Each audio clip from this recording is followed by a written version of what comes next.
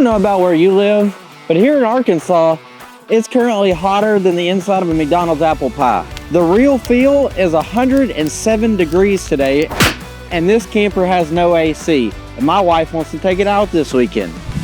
Let's get in here and fix it.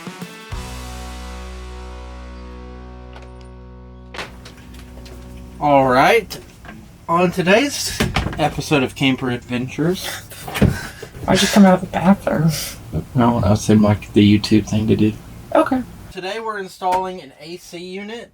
The roof unit just was not well put in, and so I'm just gonna seal that off up there, and we're gonna put in this window unit. The main objective is you need a way for the hot air to blow out with the coils back here. You need a separate way for all of the intake vents to have fresh air. We had this little platform that was built here. We're gonna cut a small hole, or probably a good size hole underneath the camper here, and then we're gonna build walls that go around the unit like this, so that way it's gonna seal the vents away from the air that's coming out the back here. And then the back is going to line up with that hole back there. Much easier said than done, so let's get into it. We've already got a nice spot with a hole where our poop pipe is. I'm just gonna cut out a space right here, so that way fresh air is gonna come up and go into the vents of the AC. Tell us what your job is. Drill holes. Is that not it? That's it. I was expecting maybe more. Not that, well, you don't have to go that far. What does that mean for? Go over here. Ew. Don't touch me with your sword.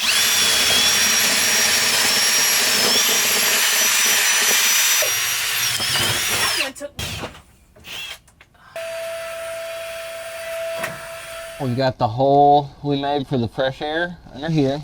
We got two. They're a little messy, but no one's gonna see them. So what we're gonna do is kind of smooth them out, and then we are going to put a mesh over that, so that way that there's no way that like snakes or critters or like anything like that can hop up, you know, into our camper. Okay, so here's the metal mesh that we're doing. I don't see any animals being able to fit between these holes.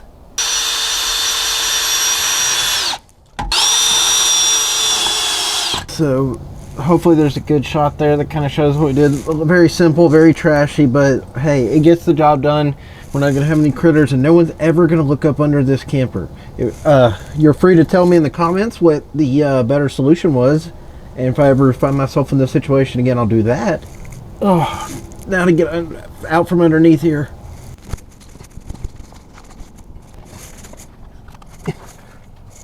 So we took the measurements from the top to bottom of the air conditioner and then the side to side. We're gonna build a little box so that we can seal off the hot exhaust. What did you see, dog? Anyways, before I was interrupted, we're gonna build a box to fit the back of the air conditioner into to kind of seal it off better. Okay, here's what we have so far. We have a little box built to go around the back of the unit, and then it'll set a little further forward, and so we'll actually be able to weather strip the edges here, so the only way the heat can escape this will be in the back here. Then all I have to do is connect this to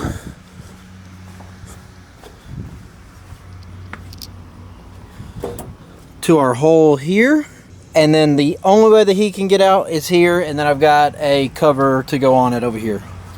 So we're gonna direct our air out back, and then we've just got to seal this off here, and then I won't be sweating every time I step in here. If we come around back to our exit hole, we can see better look at what we're doing. So there is our air conditioner with our box. Obviously needs to be straightened up a little bit, but Basically, we're going to measure from here to here, the width from here to here, width from there to there, and make our cuts. And one thing that is going to make this a lot easier, I don't have the best tools and I don't have the best brain, so my measurements aren't always perfect. So I'm going to cut first with this insulation panel that I'm going to put around the back of it anyway, just to, you know, help keep the heat pushing where it's supposed to go a little better.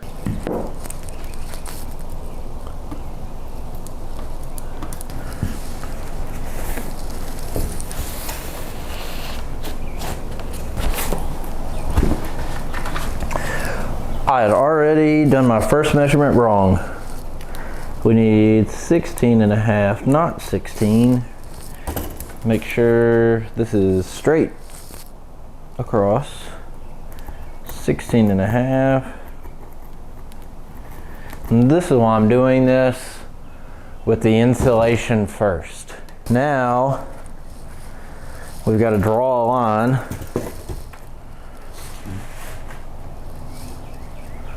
between 9.5, our square size, and 16.5, our wide size.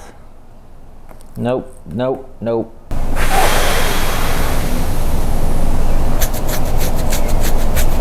Okay, I'm sure there's a better way to do this, but how I was able to figure out, so one of the harder measurements is inside the box for the air conditioner starts like right here, this starts right here, this ends right here, this ends right here. So we've got to figure out where this goes as far as, like, you know, connecting to those measurements. So what I did to get to the best of my ability, used this straight line, put my tape measure through there, and then I drew a line on this box, and then I did the same over here, straightened it up with that, made sure there wasn't any tension, and then I did a line on this side.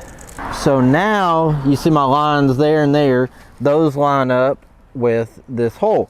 So now what I can do is go, once I make this measurement on the insulation, I can go to this end, and I can go that much in, start my measurement here, go 9.5, start my measurement here, and then that way I know when I cut, my angles are going to be right. I'm sure there's a much better way to do that, but that is the only way that I figured out how to do it. So that's what we're going to do.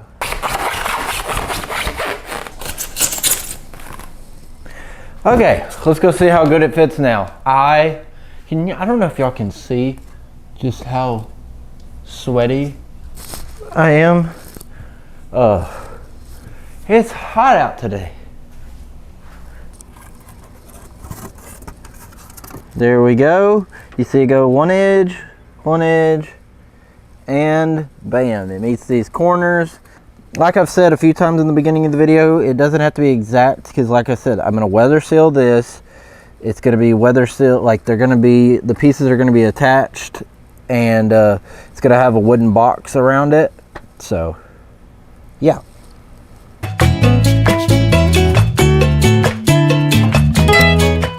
Before I show y'all this, I need you to trust the process and understand that it's 104 out here, and I just needed something that works for now. And in the winter, I'm gonna tear down the camper, fix a lot of stuff. So with that in mind, and you promise you're not gonna judge me, I'm gonna show you how I've sealed this up. So we've got the back of our unit here, as well as all our panels now. We've got them weather stripped, and everything is sealed off. There's weather stripping on the other side as well. And we can walk in there and kind of look at what we've got so far. Here's where we're at so far. I've still got a weather strip right there where you can see light coming in. It's doing really good, and actually I can cover this up for the time being.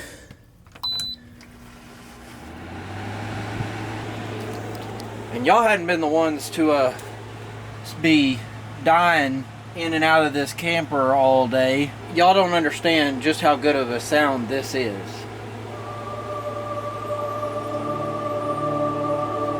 That is music to my ears. And it is cold. It's so cold.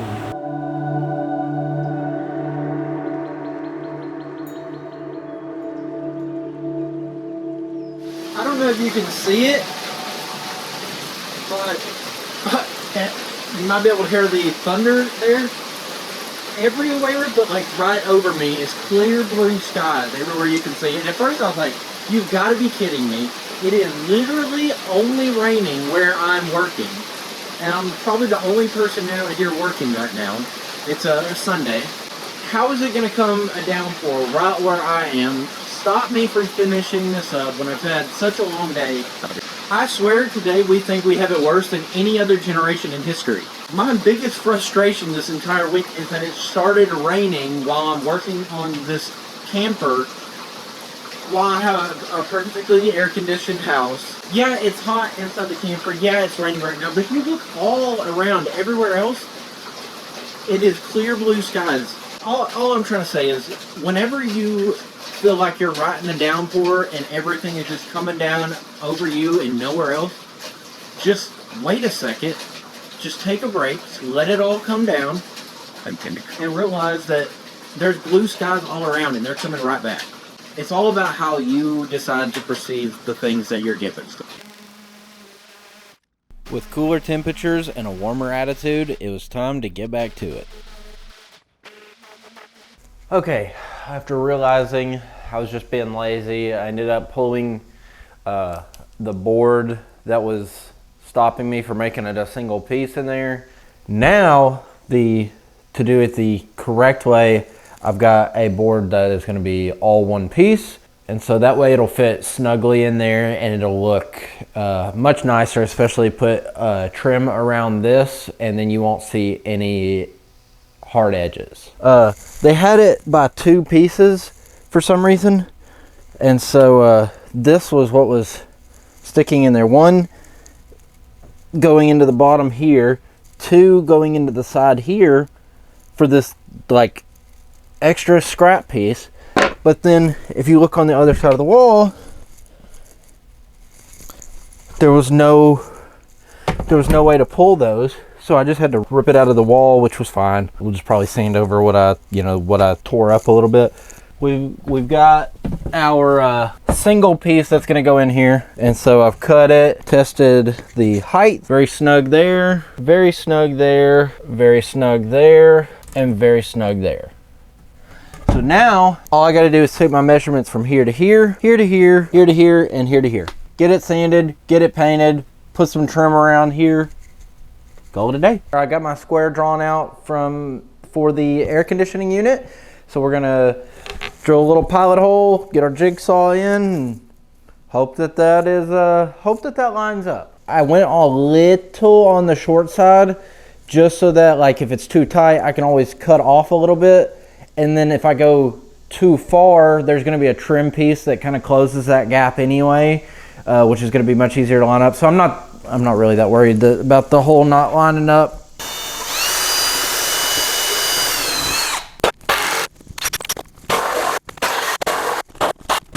First cut went, I can already see very crooked, hold on, that is pathetic.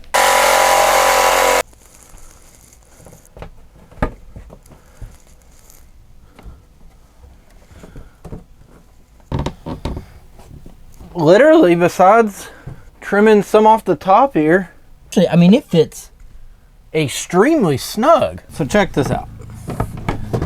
Get this on there.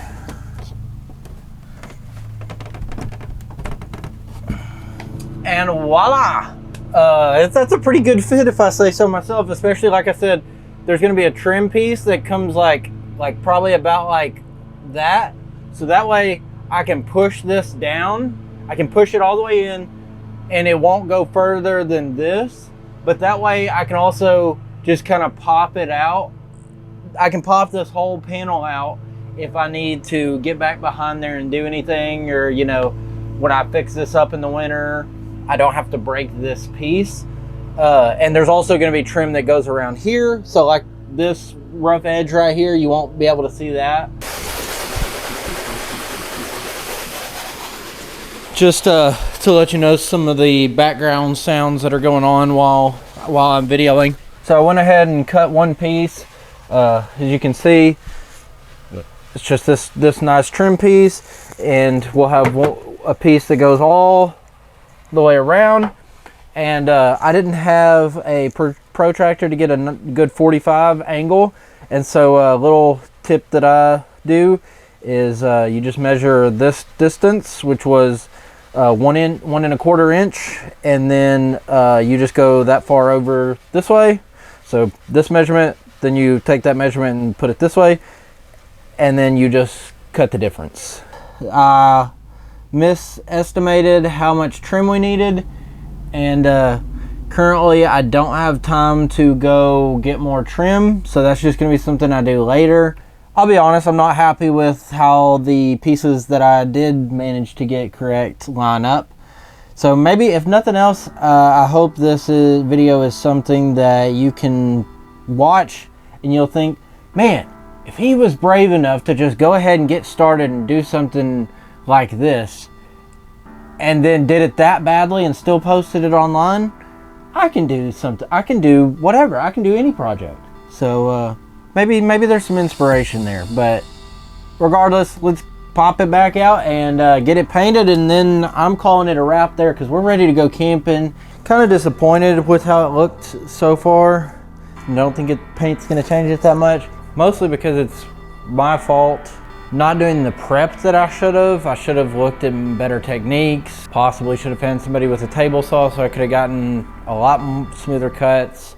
But still, that is an excuse, because if I would have bought a little more material, could have done some test cuts, and wouldn't have been down to, you know, just what I had. It's okay to be disappointed in yourself, because if you're always satisfied with everything you do, then I feel like you never really had a chance to learn. I already know in the winter how I'm gonna fix this and make this look a lot better. This board is already perfectly fine, so I don't have to fix that. All I've got to do is really fix some trim, get some more trim. For now, I am a little disappointed in how it came out.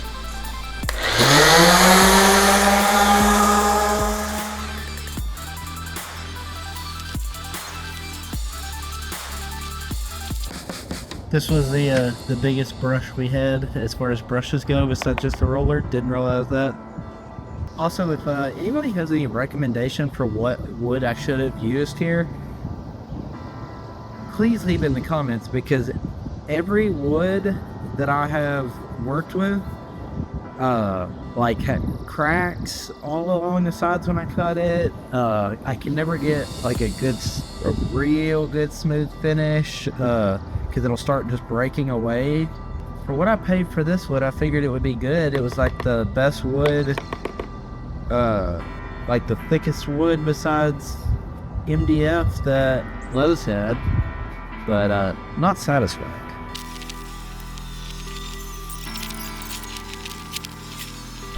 All right, there we have it. Way more work than it should have been. I'm happy with it. I wish I would have not ran out of trim pieces, but like I said, this is not going to be the final product. I don't know if I want to put a picture frame around here or what I want to do about that.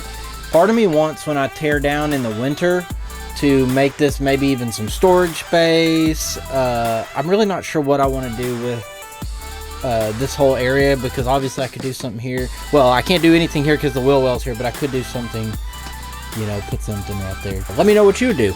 Anyway, that about wraps this one up.